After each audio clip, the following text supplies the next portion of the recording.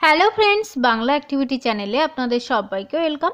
তীব্র বিক্ষোভের মুখে পর্ষদ সভাপতি গৌতম পাল।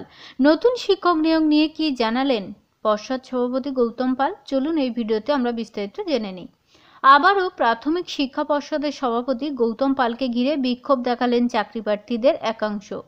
মুর্শিদাবাদে প্রাথমিক শিক্ষা পর্ষদের চেয়ারম্যান গৌতম পালের কাছে নতুন নিয়োগ শুরু করার দাবি নিয়ে উপস্থিত হন 2022-এর প্রাইমারি টেট চাকরি প্রার্থীরা। অবিলম্বে নিয়োগের দাবি করেন তারা। চাকরি প্রার্থীরা বলেন তারা দীর্ঘদিন ধরেই কিন্তু নিয়োগের অপেক্ষায় বসে আছেন। বয়স হয়ে যাচ্ছে, যদিও প্রাথমিক শিক্ষা পর্ষদ সভাপতি গৌতম পাল বলেন এই মুহূর্তের একটা নিয়োগ প্রক্রিয়া চলছে, সেটা এখনো পর্যন্ত শেষ হয়নি। একটা নিয়োগ শেষ না করে কিভাবে আর একটা নিয়োগ প্রক্রিয়া শুরু করা যাবে, এটাই কিন্তু উনি বলেছেন চাকরি প্রার্থীদের।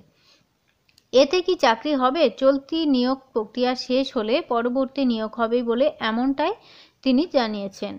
চাকরি প্রার্থীদের আশ্বাস দিয়ে গৌতম পাল বলেন, আমি তো বললাম বিজ্ঞপ্তি বের হবে, আপনাদের মেধা আছে, যেখানে মেধার লড়াই হবে। আপনারা তো দেখলেন এই যে নিয়োগ হলো, তাতে 2012, 14 এবং 17 সালের চাকরি প্রার্থীদের নিয়োগ হলো। পরে গৌতম পাল ফোনে বলেন পর্ষদ ঠিক সময়ে নিয়োগ বিজ্ঞপ্তি প্রকাশ করবে। টেট পাস করে চাকরি প্রার্থীরা আবেদন করবেন এবং যেখানে যোগ্য প্রার্থীরা চাকরি পাবেন।